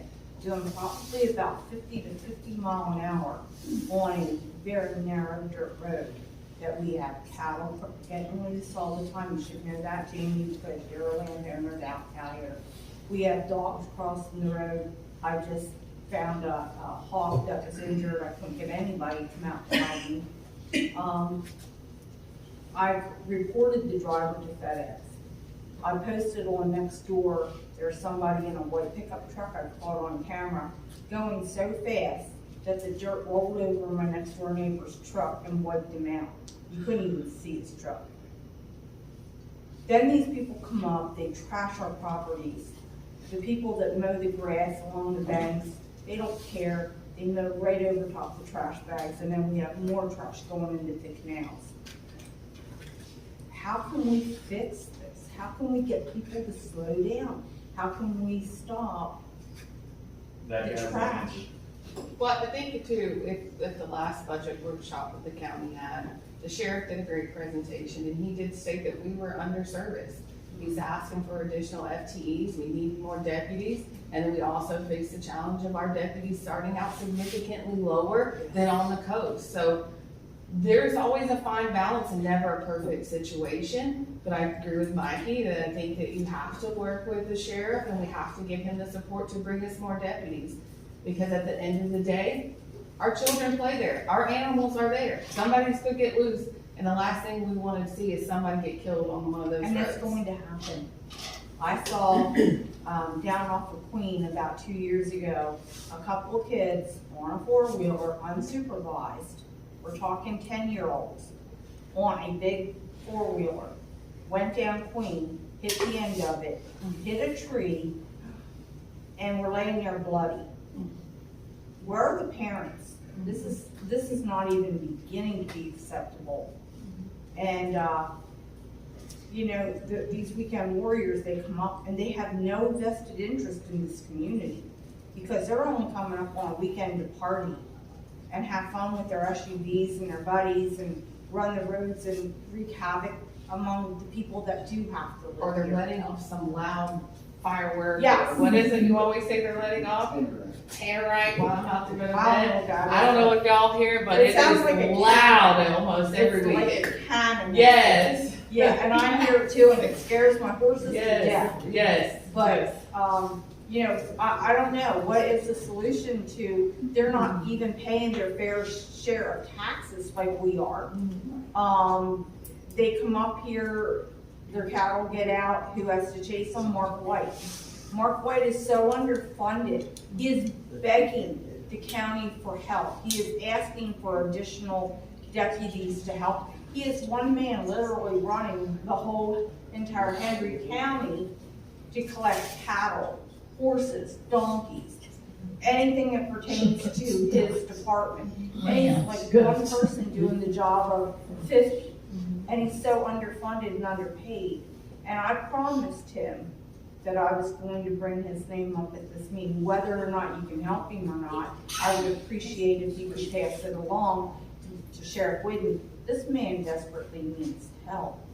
Well, one other issue the sheriff's department faces, last year they were given 19 deputies. They hired 6. That's all they could get. And when you pay $20,000 less than the next community, they get a little bit of knowledge and they're gone. So instead of funding that 19 people, let's take that other money and raise those salaries. Let's keep what we have. Absolutely. We train someone, teach them the area, and then they're gone. Well, now we're taking their 2 years of commitment to retrain, to get them to know the area. Once they get done with their 2 years, well, now they're gone to make more money. Well, I have a solution to that. Now, I have one more question about budget for you two in the middle. Well, can I just ask this one question, please, just let me finish? There's programs that, like for truck drivers, that they train the truck drivers, they allot them $6,000 for training. However, that truck driver has to sign a contract stating that they're gonna stay with that company X amount of years and pay that $6,000 back. So if they're hired in the sheriff's department, why aren't they obligated to do the same It's a thing? two-year commitment. I would make out a 4-year commitment and make them pay that money back for their training. Well, I think what they face now is there's other communities that are paying more. They're having the same issue, trying to get more deputies because they're growing faster than we are. So they're outnumbered, they're paying more, so now they're paying. Well, I talked to a deputy last night, and he's from, can't pronounce it right, I keep saying Astara, but. Sarah. Yeah, thank you, I can't pronounce, I'm Pennsylvania, we're Dutch. Okay, so, anyway, he's now working in LaBelle, and I asked him, why? Why are you driving the whole way from down there, below Naples, to come to this one-horse town up in LaBelle? And it's not for the money. He's here for the people. And he said, it's quieter here. You don't have as much riffraff here. You don't have that much chance of being shot on the job here that you do down there. So he's here because he wants to serve the people.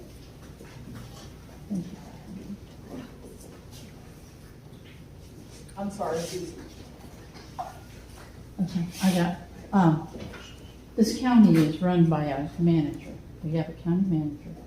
That county manager does all the paperwork, does all the stuff that gets done as far as budgets and everything else. She puts everything together. She gathers up all the information and puts it in a format and brings it to the commissioners. Now, although a budget is not real, okay, are we using some sort of basis in that budget to compare the real numbers against the budgeted numbers to see how we're fitting in to what the proposed budgets were without spending more money than we need to?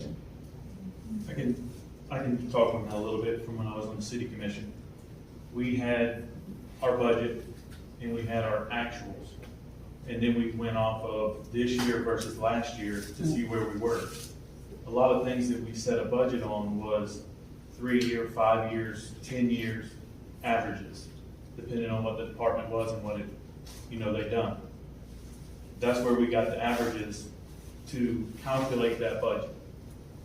So most of the time that budget was decent, it was never perfect, and you never got extra money. Yeah, that's why I wanted to know, because budgets are usually set relatively higher from whenever I worked for big companies, that when we had to set a budget, they weren't realistic. They were dreams that you had, that you put on paper and put out the money and hope that somebody's going to say yes to it, okay? And I wondered how you all, what kind of process you're going to use to evaluate those budgets to determine if these numbers are realistic numbers or just numbers of dreams, okay?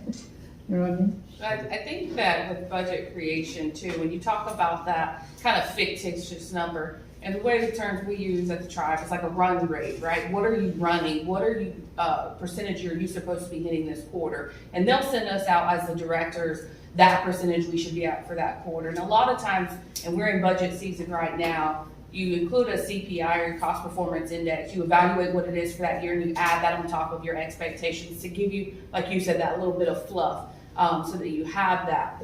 One of the most important things that I would like to ensure, and I am heavily involved in this with the tribe for my department, is understanding not only the creation of the budget, but creating those KPIs and those metrics. And I've created a 35-page KPI report for my department. And so we look at that monthly to look at our run rate. And I've been working with Ms. Davis because I do pay the East Rec MSBU, and I am learning more about the MSBU. And I can tell you most people of my generation are just paying the bill and not paying attention. And so I've been having those communications and really for edification for myself and my family looking into it. Understanding where are we at in the budget. We've got, let's say, 20,000. How much should we be spending every month? And are we hitting that target? Are we over? Are we under? What are we cutting back on if we have a pool leak in District 1 for the East Rec MSBU, but that I can tell you that nobody probably in District 5 is using?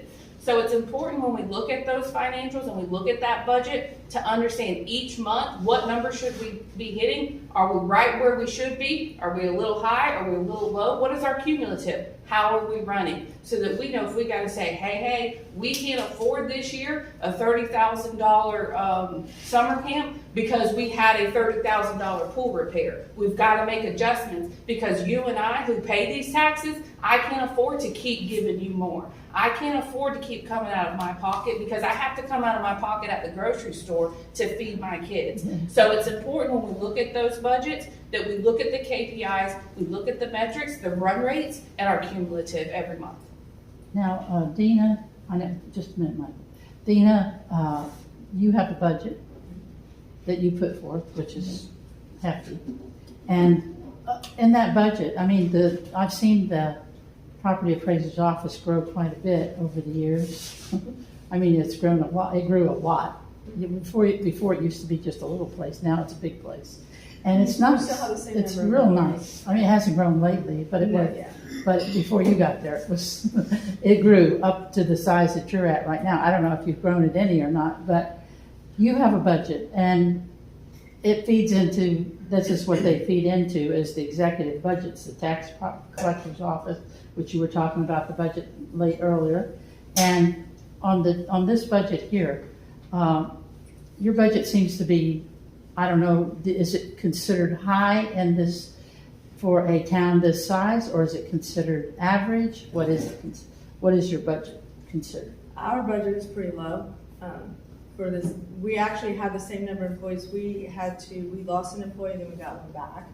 So since I've been there since 2006, our number of employees hasn't changed.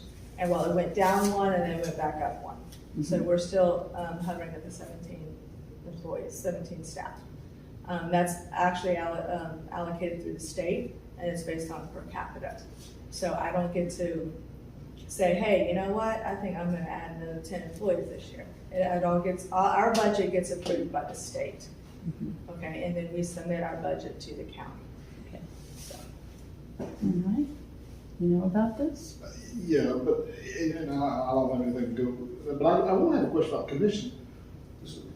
Would y'all look at, if you have an option to be in there, doing these, and I know there's budget workshops, things of that nature, that these budgets are discussed, but you go to church, they print out in the morning, they print out you can see what the ties have been, you can see where the money's at, where it's going. And I think that's important to have at a commission meeting, so that the people can look at that and quick reference where we're at in our budget. I think it's a great church that you go to. I go to a small church, they don't do that. We just give as our heart feels led. I don't ask where the church money goes at the church. I believe in my faith and my leadership, so that's not something I ever worry about. I give according to what the Lord tells me to provide. But what you're asking for is a quarterly statement, and we do produce that in government settings, and that's what I was just talking about. Is that it's important that you create those KPIs and those metrics, and you push those out quarterly. You can do a monthly, and if you have a systematic approach, they'll almost run themselves to ensure that you show where you hitting for your cumulative and how are you hitting each month. Are you high, are you low, are you right where you need to be? Yeah. Incorporate that into The commission has that.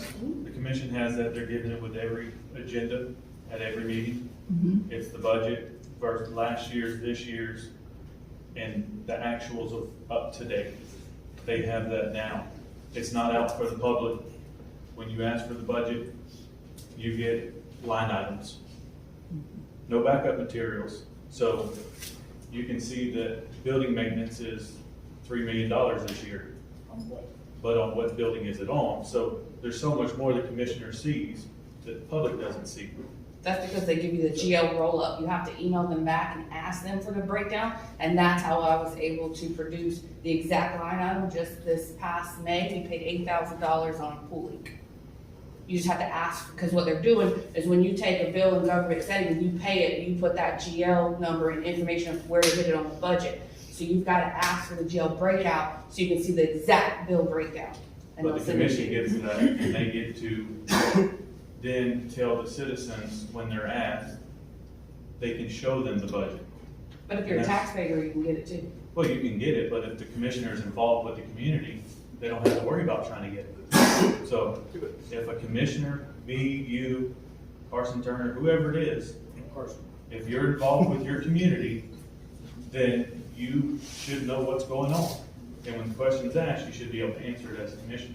You shouldn't have to request it. And here's something else we need to remember, and I know this is Central Rec, or West Rec, but in West Rec, there's something going on right now that's very interesting as a taxpayer about our, and listen, we need it. I'd like to see it happen. This 4A park, $4.2 million, I believe it is. Here's my question to that. $4.2 million. We need the park, still the park. You know, how many times does taxes go on and they never come off? So I ask, if we put that on there, what is our plan? How long is this project gonna take? When is that gonna come off? And then there's a maintenance fee to maintain that park with people and all that. I got that. But what's gonna happen 25, 30 years from now when our kids are inheriting this tax? They're gonna look down at that line item and go, we're paying an extra $50 a year on our taxes. And next thing you know, that park can be paid for years.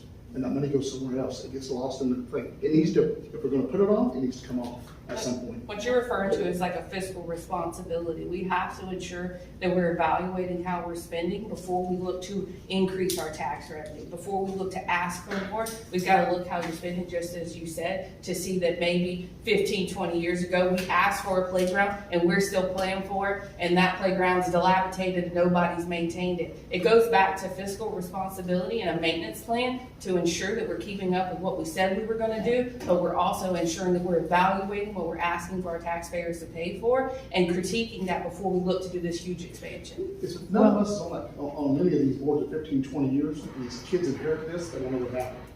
And we're still dealing with this problem. And you know what that MSBU was 4 years ago? Nope. But it's $25. Yeah. They asked 4 years ago for $50 Right. on that MSBU increase to pay for that park. Now this year, they asked for $4.2 million and to go from 75 to 150. Where did the money go? I'm sorry, you've been mentioning East Rec, and you mentioned East Rec as well, and West Rec. well, West, but she brought Yeah. East, she said, oh, I have to pay East Rec, we have to pay East Rec, we have to pay East Rec. So, do we forget about West Rec? I mean, there was $87,000 tax distribution that went to Central County. Water district control, $87,000 just went over there. Thank y'all for Tax collector's coming. office. Bye. Why did it go to Central County when Hendry County Commission is holding $1.3 million that was granted to Montura, 1.6, and Hendry County Commissioner still holding on to 1.3. Are we gonna look into that? Because again, it was granted to Montura, 1.6, when I was on the board. It's been almost 2 years now. Now they're still holding 1.3, but we just allotted $87,000. So you alluded to an issue of transparency. Correct. So obviously they're not gonna be able to solve anything right here. No, they're not. So I will bring a question to them. Would you be willing to support a fiscal transparency bill that will allow the citizens of the petitions of Henry County to be able to, each time there's a commission meeting, be able to evaluate the actual line-to-line budget within that meeting, and make it easier for us to obtain a copy we requested? Because right now, even if you request it, you never get anything. That's simple. That's all It it should be is. an easy process. So right now, I go to, as a concerned citizen, I go to your commission meeting, you're sitting there, or you were sitting there, and I said, I would like to see if you guys can create a fiscal transparency bill that will allow me to be able to review the entire budget, line by line, every time we have a meeting. Would you support that? Yes. So that will solve the problem. Right. At least to start, because then you'll review the report, and then you can raise educated concerns about the specific items that we're going to agree on. Correct. So that's the question Well, let I me answer raised. one thing. That $87,000, why was it sent over to, it came out of your office, $87,000 were allocated to the account? Look into it, I don't know. Are you referring to, because I just happened to actually be at a board meeting at Central County Rec. I think it was on sometime back in March. And one of the items on the agenda was that they had received $87,000 from the tax, in a tax distribution from the tax collector's office to Central County Rec that was actually allocated and should have been distributed to East County Rec? I'm not sure it should have been distributed, It was, half and half, but $87,000 What was they, went, and I what was they told told on on through it is they changed software. Yeah, that is correct. There was a programming glitch in the software system. And so there was an overpayment made to one entity, and so it was pulled back from that entity to get to the correct entity. so that raises a concern for me because I'm not an IT person. I've been the tax collector in the office for 23 years, but I am a little tech savvy, and generally speaking, when errors are made in a computer glitch, it doesn't affect just one record. So were there other records that were affected as well? Well, this was affected over a period of time, and so the cumulative number was $87,000. just kept on going, and somebody And it just said, wasn't hey, found. they wanted to keep coming in. It was not determined there was an error until the auditor from Central County discovered it and actually pointed it out. There was no way we would have found it other than them pointing it out to the tax collector's office. And they actually, well, there should be ways to find it. And that board actually, when I was in that meeting, that board actually voted not to return the money. They decided to keep the money. Blows my mind because that is, it wasn't their money to Because it keep, wasn't their but, money to keep. Right. but they Yeah. voted to keep that money. But wanted there it for should 1 be free year. processes in place to verify these records and these distributions to make sure that they're accurate. Because if they hadn't have done an audit, that's a lot of money that Well, the East interesting County Rec thing- is not getting. The interesting thing was is across the fiscal year even, and so the auditor didn't even catch it The first time? the first time. Yeah. So what was the repair to that? It was a programming error that it wasn't mapped correctly. And I'm not an IT person either, but once it was explained to me that it didn't get mapped correctly, it was repaired, it was fixed, and it has been corrected. When you said they kept the money, who were they? Central County Water Control. Their board voted, it was an item on their agenda, and their board voted to keep that money.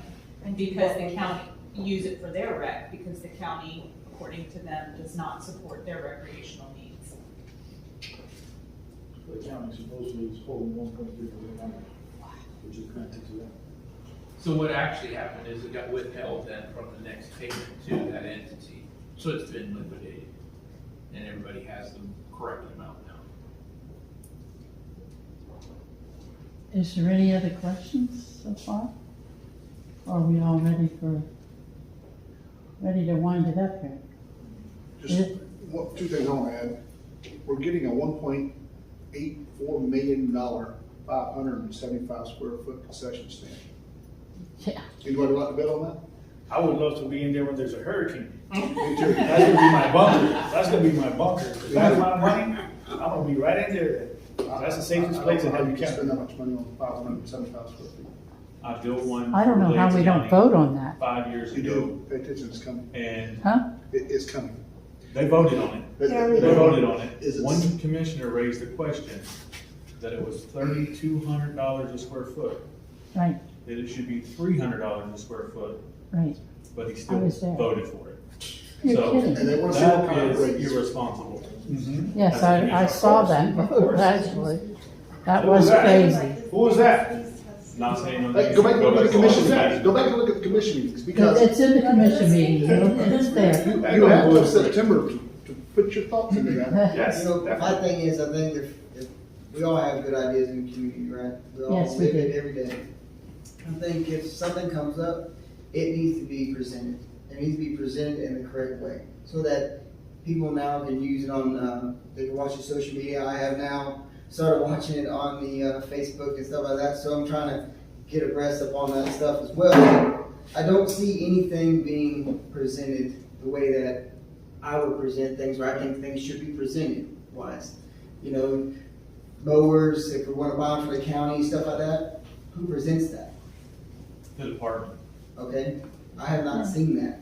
So I just think that that should be presented. I think if you come up with something and we're gonna vote on it and our taxpayers are gonna pay for something like that, okay, what do you bring to the table? Okay, why do we need it? Present it. It may take 2 minutes. but at least present it so that people that are spending our money, we know where it's going. It's just, that's my 2 cents. One of the things we do at the tribe is, we have a consent agenda and a regular agenda when we present to our tribal council. We have to go up and read the entire resolution. You have to talk about, here's where I'm declaring to spend the funds, here's how I wanna spend the funds, here's why I wanna spend the funds.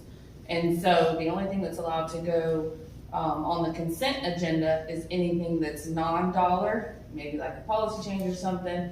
We still have to present those at the briefings, but those can go for vote on the consent on anything that is of funds. If you're asking for money, that goes on the regular.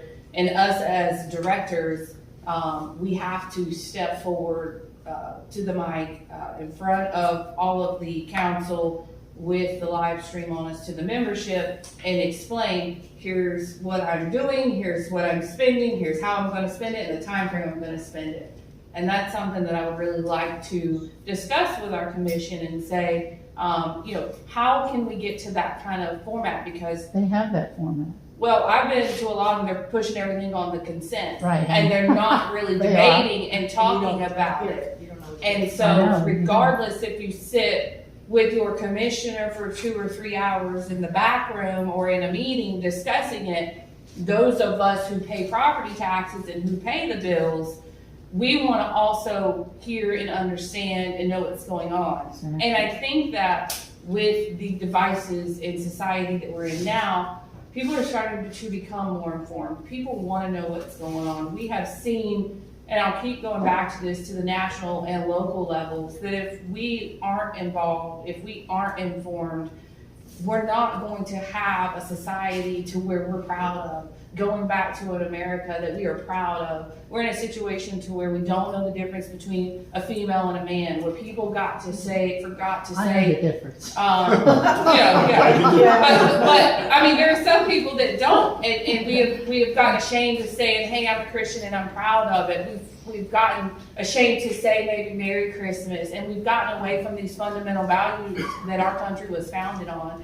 And I think it's important, and that's what is so interesting to my generation and a lot of us nowadays, stepping up to understand what's going on and really paying attention to politics, because they're leading our future and they're setting a foundation that we need to ensure that the next generation can live the life that we live, and something that we're proud of. Well, our focus on the Mid-County Action Team is to support the commissioners when they need it, to get what we need to get done, to have done, what we see needs to be done in this local area. Neighbors helping neighbors. And this is to give each neighbor the voice to speak and say what their opinion is. All of us have one, opinions, we all have one. So to give us all an opportunity to share and to figure out the right answer to all these opinions, put them together and come up with a solution. Not just go and say, oh, you gotta fix this because we say so. We're gonna have a solution when we come to see you guys. Well, that goes back to like what Robert was saying earlier. When I was on the city commission, we had workshops. Mm-hmm. There was no voting.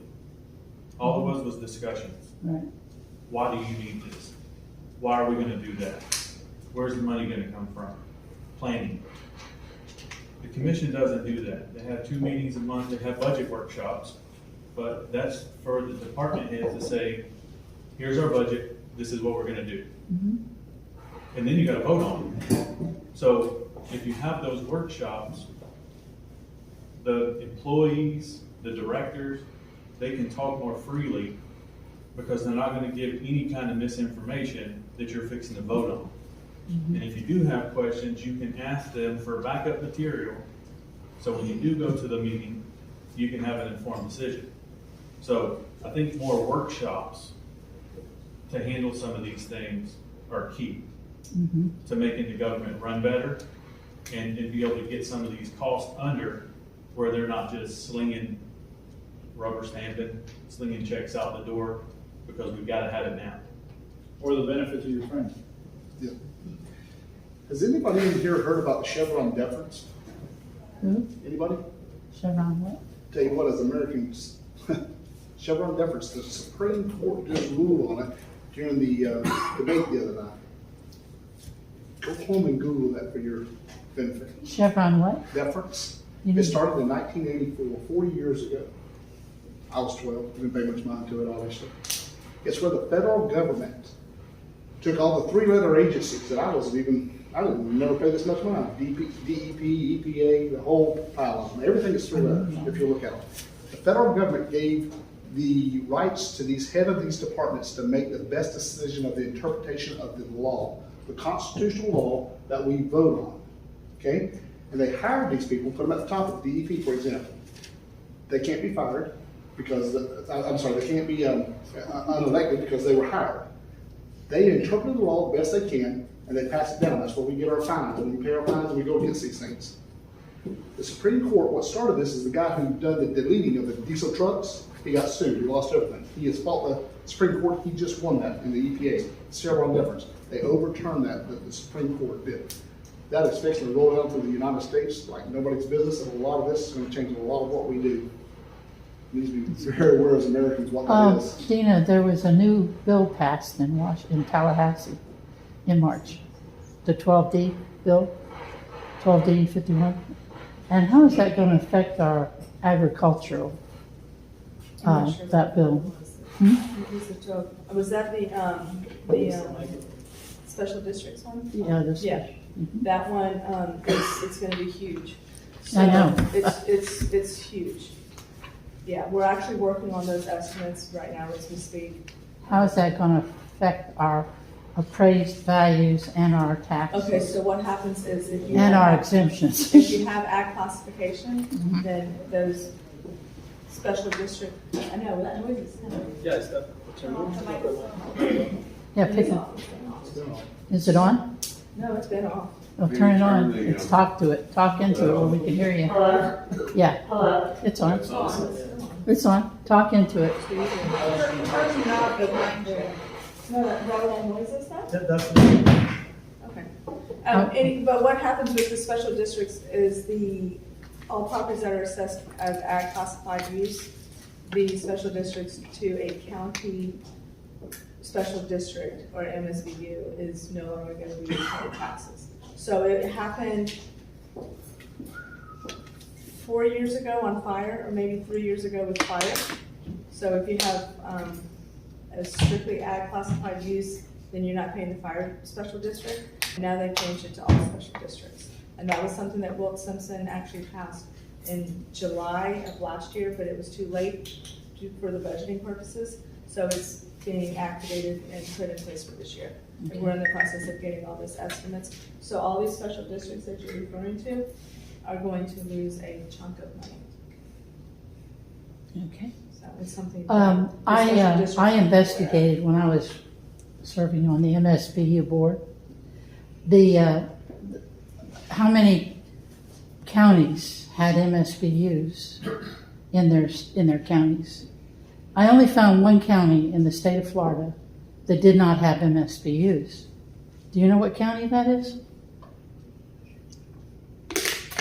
Bay? No.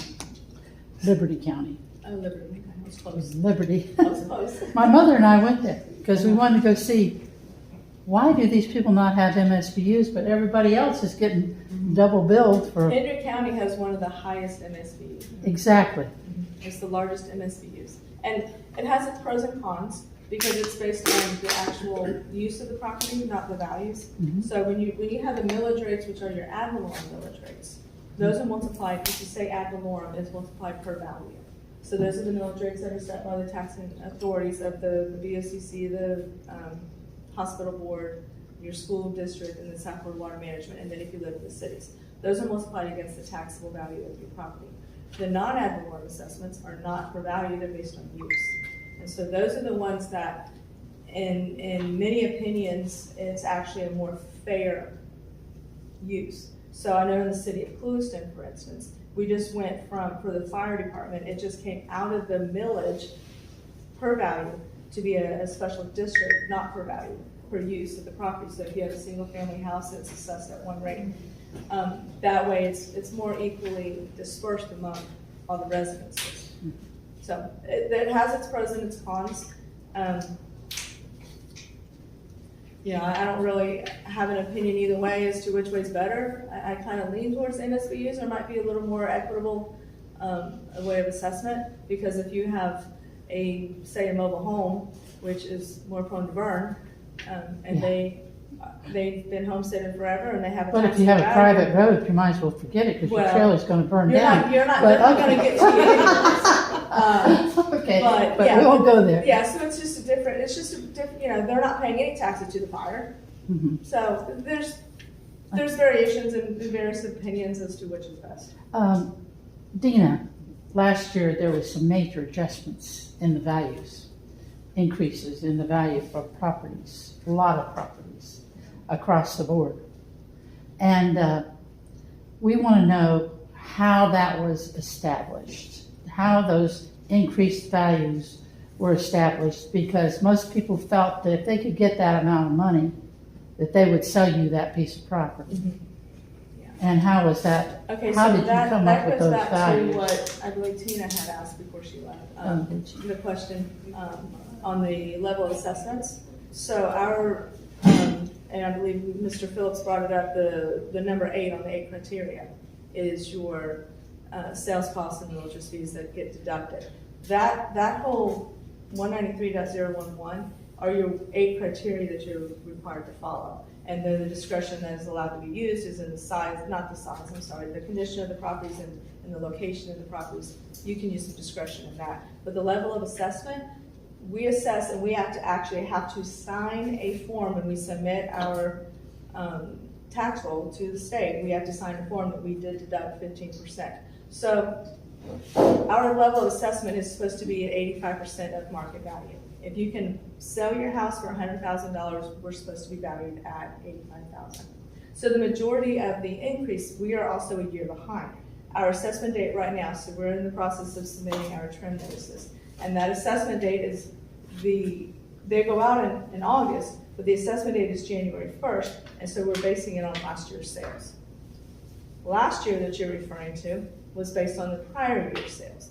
And we had to do, Department of Revenue required every county within the state to do a time adjustment and increase the values. So our assessment was based on the third quarter or the fourth quarter of the year, and that was the highest market. And so that's where our market value comes from. Are they gonna come back down? Yes, the market values actually, That's they're what I wanna know. leveling out right now. I think our overall county increase this year was about a 4%. There's some areas that were a little higher, some areas that actually had a negative. So Dina, I have a question, working in the housing industry. When we see these homes being listed, maybe we saw them 2-3 years ago sell for $100,000, and we see them now being listed for $200,000 and $300,000.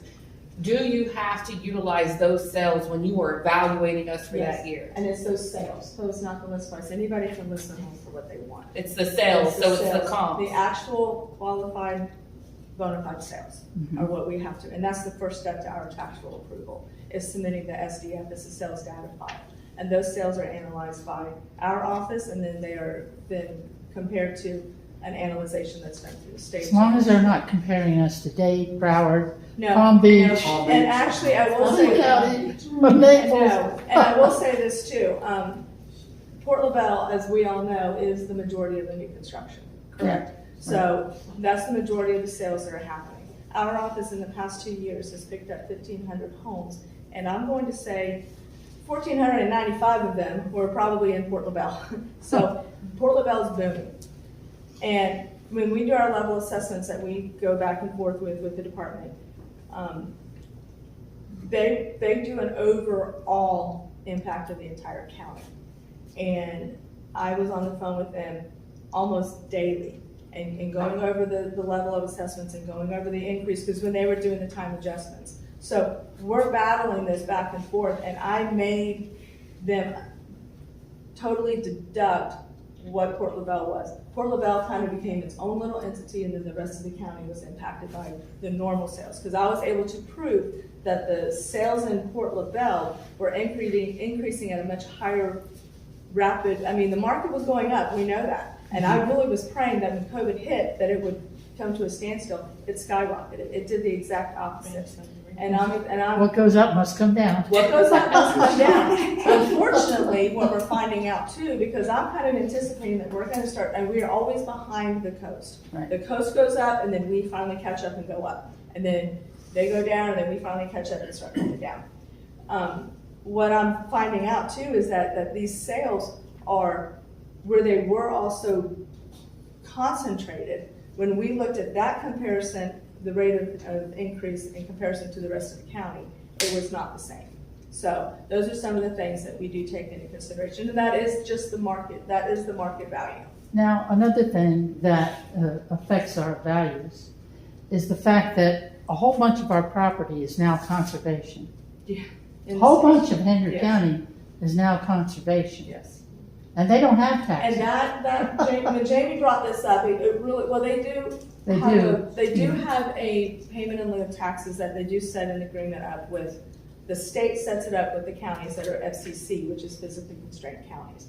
And I don't know if Jamie or Michael are familiar with how that pilot program is payment in lieu of taxes and how that gets set up. But that is one thing that I have fought with the legislation, with my House of Representatives and my Senate representative, saying, listen, these developers, Lennar, for example, developing these properties in Collier County, they're getting all that infrastructure, they're getting all that value, and they're buying the mitigation banks right here in Hendry County, Right. and it's taking it off the tax roll completely. Off our tax roll. So and who that's pays something- the bills then? Well, that's where the state does have, the county does have the payment in lieu of taxes, so whatever that value was, typically it was, whatever that value was, whatever that taxes on that property would have generated, then the state reimburses the county. That's part of some grant that they, not a grant, but it's an agreement that they have through the pilot program.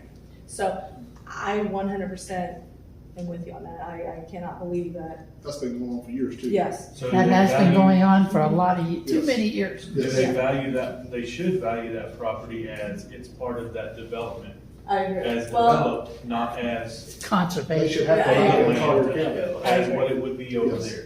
and that was They one of should the have to things, pay their taxes. that was one of the things shown that just brought, that was one of the things that I kept saying, that they should be required wherever that development is. Absolutely. But the problem is, they're so built out, and they're not scared of growth. Hendry County doesn't like growth, so they're like, well, then we'll just make it conservation, you can't build on it. We can't afford it.